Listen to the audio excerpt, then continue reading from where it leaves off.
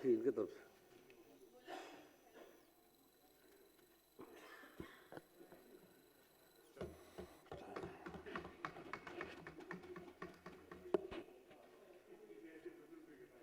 अध्यक्ष महोदय, मैं तृतीय अनुपूरक बजट पर कटौती प्रस्ताव के पक्ष में बोलने के लिए खड़ा हुआ हूं। महोदय, यह तृतीय अनुपूरक के बाद आपके बजट का आकार लगभग 4,07,000 करोड़ का हो जाएगा महोदय। लेकिन अभी तक सरकार के द्वारा जो खर्च की गई है वो 2,44,000 करोड़ के आसपास है महोदय। महोदय, पैसे बजट बनते हैं, कभी 3,47,000, कभी 3,26,000। सरकार पैसे नहीं कर पा रही है। इसका मतलब है कि खराब बजटीय प्रबंधन, कुशलता और सरकार के तंत्र के हावी होने का ये संकेत दिखता है मुझे महोदय। महोदय, सरकार के द्वारा वित्तीय अनुशासन का भी घोर उल्लंघन हुआ महोदय। 70,877.61 करोड़ रुपया अप्रमाणित खर्च हुआ है महोदय, जिसका कोई लेखा जोखा सरकार के पास नहीं है महोदय। महोदय, 24 जुलाई 25 को विधानसभा में प्रस्तुत सीएजी के रिपोर्ट ने बिहार सरकार के वित्तीय प्रबंधन पर गंभीर आरोप गंभीर खामियां उजागर हुई महोदय। 70,870.61 करोड़ रुपया अप्रमाणित खर्च, बजट अनुशासन का उल्लंघन और पारदर्शिता की कमी जैसे मुद्दे सामने आए महोदय। यह रिपोर्ट स्पष्ट करती है महोदय कि सरकार ने वित्तीय नियमों का उल्लंघन किया और भ्रष्टाचार का माहौल तैयार किया। महोदय, 3,26,000 करोड़ के बजट में केवल 79.92% खर्च हुआ और इसकी उपयोगिता प्रमाण पत्र महोदय आज तक प्राप्त नहीं हुई महोदय। महोदय, बिहार सरकार 49,649 उपयोगिता प्रमाण पत्र यूजीसी जमा करने में आज तक विफल रही। 70,870.61 करोड़ रुपया खर्च किए गए हैं। यह राशि बिहार की वार्षिक राजस्व प्राप्ति का लगभग 33% है महोदय। यह राज्य के सामने राजस्व संसाधन का 126% अधिक है। हर बिहार वासियों के हिस्से में लगभग 5,400 रुपये का प्रमाणित खर्च है महोदय। बिहार ट्रेजरी कोड नियम 271E के अनुसार अनुदान की राशि होने के 18 महीने के भीतर यूजीसी जमा करना अनिवार्य होता है, जिसका सरकार ने पालन नहीं किया महोदय। सीएजी ने चेतावनी दी कि इस स्थिति में गबन और भ्रष्टाचार का गंभीर खतरा उत्पन्न हो गया है। 70,877 करोड़ रुपए का हिसाब नहीं है तो सवाल उठता है कि फिर पैसा आपको क्यों चाहिए। महोदय, 22,130 एसी बिल के जरिए 9,205.76 करोड़ का भुगतान हुआ, लेकिन इसका जो डीसी बिल है महोदय वो आज तक जमा नहीं हुआ महोदय।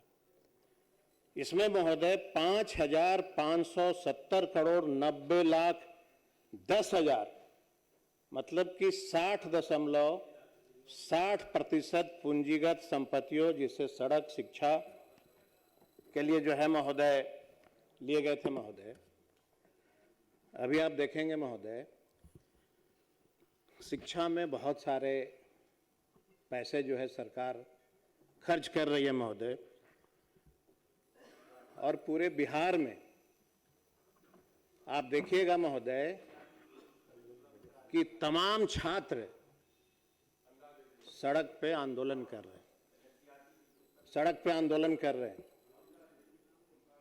ये शिक्षा जो गांव में जो महोदय जो स्कूल हैं, सरकार ने कहा कि हम तमाम टोले बसावटों में सड़क निर्माण कर रहे हैं और हमने इतना लाख करोड़ रुपया खर्च किया, तो सरकार ने ये जब मान लिया कि टोलों और बसावट बढ़ी है, तो क्या सरकार की, शिक्षा विभाग की ये नैतिक जिम्मेवारी नहीं थी कि अगर टोले बढ़े हैं, बसावट बढ़े हैं, तो उस गांव में हम प्राइमरी स्कूल खोलें कि नहीं खोलें?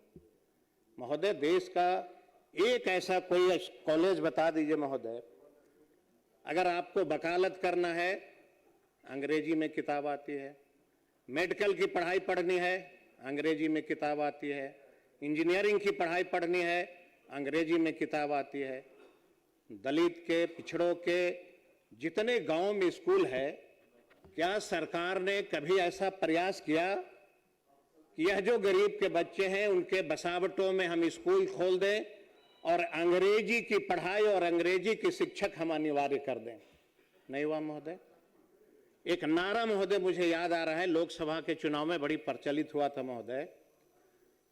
नारा लगा कि बटोगे तो कटोगे, बटोगे तो कटोगे। देश का हिंदुत्व का नारा देकर के हम सारे लोगों को एक किया गया। अभी वर्तमान में जब यूजीसी की बिल आई, उसमें यह कहा गया कि दलित का बेटा, ओबीसी का बेटा अपने आप को अपमानित महसूस नहीं करे, इसके लिए मैं कानून बना रहा हूं। तब नारा, सर हुजूर, नारा बदल गया, हटो नहीं तो कटोगे। महोदय, नारा में देखिए कितना जल्दी बदलाव आ गया। हमने तो यह भी देखा महोदय, सड़क पर जिनको इस सदन में यशस्वी प्रधानमंत्री के नाम से ये नारा लगाते हैं, सड़क पे उनकी जाति सूचक का कह करके देश के प्रधानमंत्री को भी अपमानित करने से नहीं छोड़ा। क्या कहा महोदय? तेलिया तुम्हारी जगह कब्रिस्तान में। इस तरह के देश में नारे लगे। महोदय, क्या इस देश का कोई ओबीसी दलित का बेटा ये नारा लगाया?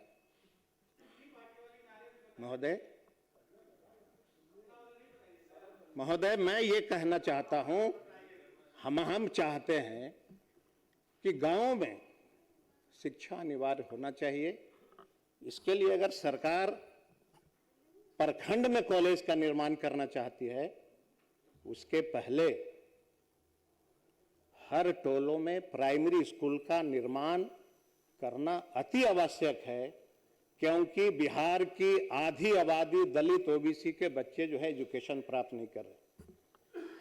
महोदय, मैं आपके माध्यम से जानना चाहता हूं कि अगर बिहार में शिक्षा विभाग अगर इतनी सशक्त है, तो इस देश का, बिहार का एग्रीकल्चर कॉलेज, बिहार का पशुपालन कॉलेज, बिहार का फिशरी कॉलेज, जितने कॉलेज है, मगध यूनिवर्सिटी हो, दरभंगा यूनिवर्सिटी हो, महोदय, क्या बिहार में वैसे बच्चे नहीं हैं जो किसी कॉलेज के, किसी यूनिवर्सिटी का वाइस चांसलर नहीं हो सकते? महोदय, एग्रीकल्चर कॉलेज यूपी का vice chancellor, fishery college UP का वाइस चांसलर, महोदय पशुपालन कॉलेज यूपी का वाइस चांसलर।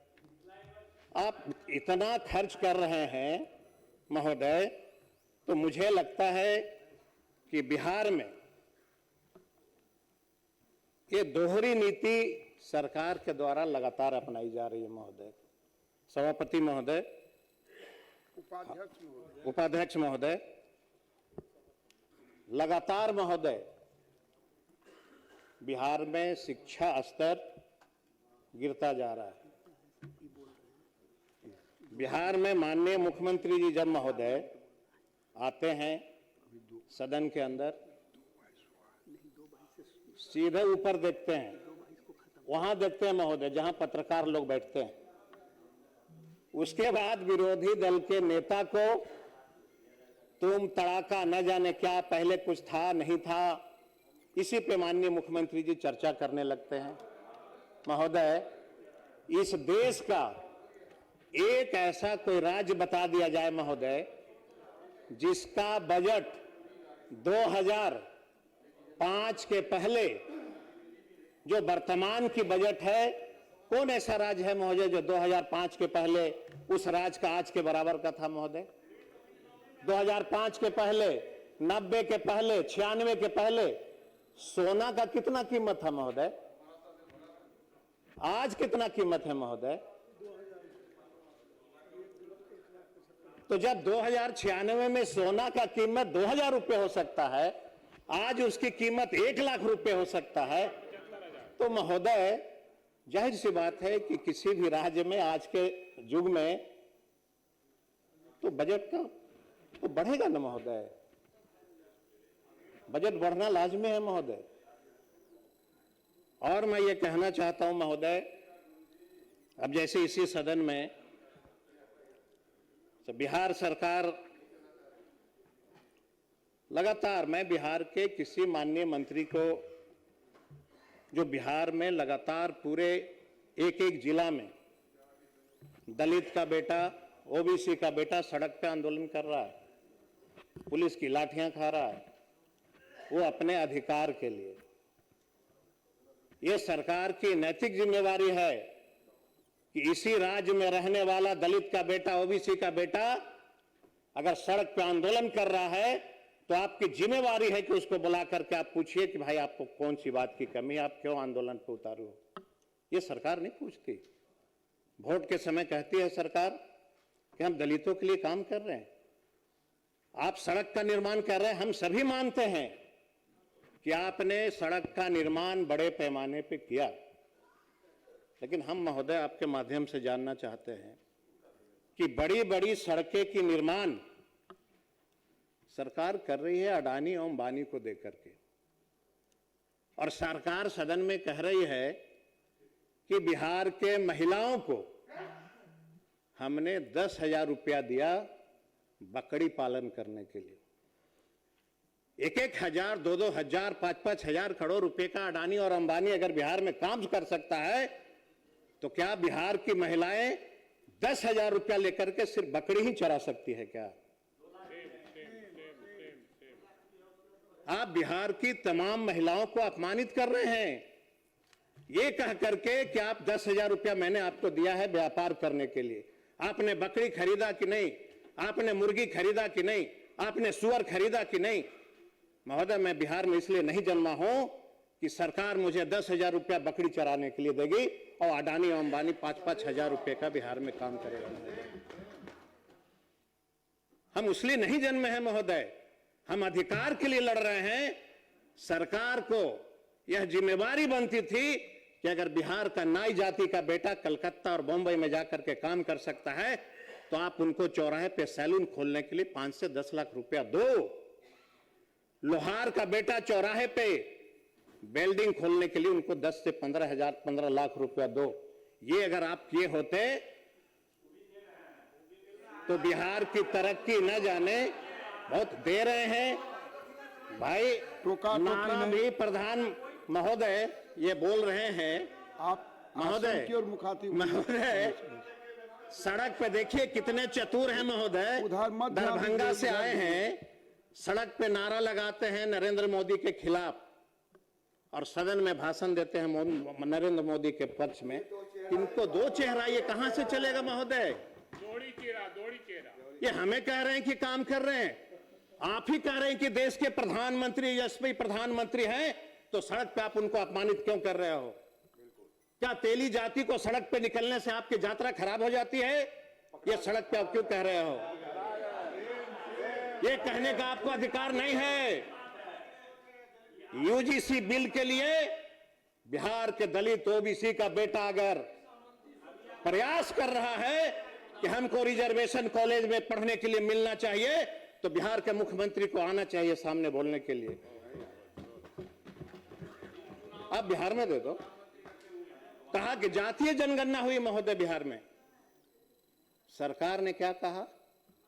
जल्दी से 65% आरक्षण दे दो और नहीं तो यह भाजपा वाले लोग न्यायालय चले जाएंगे। जब मेरी सरकार थी, माननीय मुख्यमंत्री जी ने कहा महोदय कि रिजर्वेशन लाओ और जल्दी से लागू करो, नहीं तो कुछ लोग न्यायालय चले जाएंगे। ये मुख्यमंत्री जी को कैसे पता था महोदय कि न्यायालय चले जाएंगे? इसका मतलब यह है कि आप बिहार में लोगों को ठगने के लिए 65% का रिजर्वेशन लाते हो और आपको पता होता है कि ये लोग न्यायालय जाएंगे, इनको इसका फायदा नहीं मिलेगा। भारत सरकार ने भी वही किया महोदय। हमारे बच्चों के लिए बिल लाया, उनको पता था कि ये बिल पास होने वाला नहीं है, मैसेज दे दो, मामला न्यायालय में जाएगा तो ये ठंडा पड़ जाएगा। ये कहावत से इन लोग चलते हैं महोदय। धीरे से पीछे से हमारे लोजपा के प्रदेश अध्यक्ष इशारा करते हैं, बोलना इनको था यूजीसी पे, दलित के नेता हैं देश के, ये नहीं बोलेंगे, हमसे बुलवा रहे हैं, हमसे बुलवा रहे हैं, देश के नेता हैं इनके नेता। स्वर्गीय जब रामविलास जी थे महोदय, जब सदन में थे महोदय, वही रामविलास पासवान जी ने स्वर्गीय बेचारे कहा सदन में कि ऊंची जाति को रिजर्वेशन मिला है, मुझे बहुत खुशी है, ये इनके नेता ने कहा था महोदय।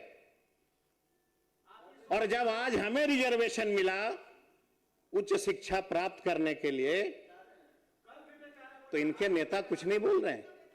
हमारे लोगों ने कभी विरोध नहीं किया महोदय। एक मिनट रुक जाओ महोदय, हमारे नेता, हमारे पार्टी के संस्थापक आदरणीय पद्म भूषण रामविलास पासवान जी को ये लगातार हमेशा कोर्ट करके 50 साल के राजनीतिक करियर में उनका कहीं कोई दाग नहीं था, हमेशा ही उनके बेचारे सब कहते हैं, लेकिन एक बार ये नहीं बोलते हैं कि ये उन्हीं के कृपा से पहली बार बिहार विधानसभा का सदन का मुंह देखे। उनको एक बार धन्यवाद भी देना चाहिए। बार बेचारे कहते हैं, ये कम से कम ये ध्यान रखना चाहिए महोदय।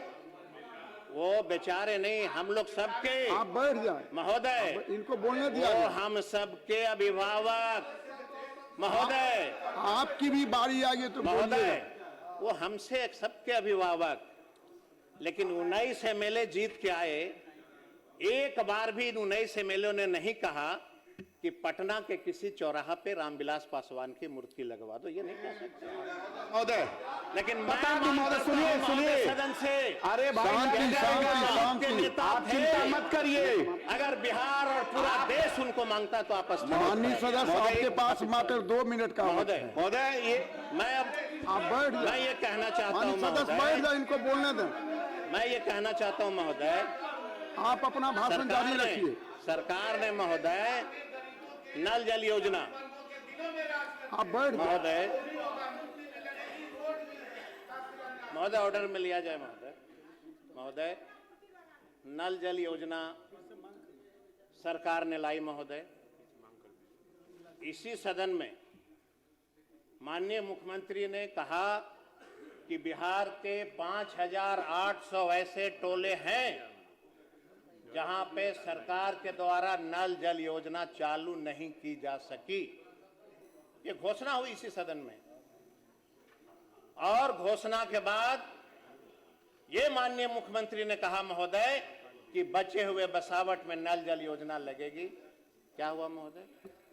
हम जो अभी देखे महोदय कि जितने भाजपा के माननीय मंत्री हैं महोदय, भाषण एक मिनट महोदय, जितने भाजपा के माननीय मंत्री महोदय हैं सबका बजट घटा दिया गया, और जितने जेडीयू के मंत्री हैं सबका बजट उठा दिया गया।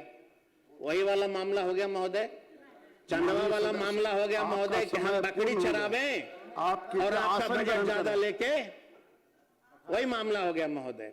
महोदय आप कृपया आसन ग्रहण करें। महोदय, तो अब 5 मिनट तो विपक्ष उन्हीं लोगों के द्वारा ले लिया गया महोदय। अंत में महोदय सिर्फ हम एक बात कह करके अपनी बात को समाप्त करना चाहते हैं महोदय। और हमने ये जरूर आग्रह किया है महोदय आपसे, एक अंत में मैं आग्रह कर रहा हूं महोदय कि स्वर्गीय रामविलास जी हम सबों के अभिभावक थे। देश के और बिहार के गरीब गुरबा के लिए उन्होंने महोदय बहुत काम किया। सरकार से मैं मांग करता हूं कि पटना के किसी चौराहे पे उनका आदमकद मूर्ति सरकार के द्वारा लगाई जाए महोदय।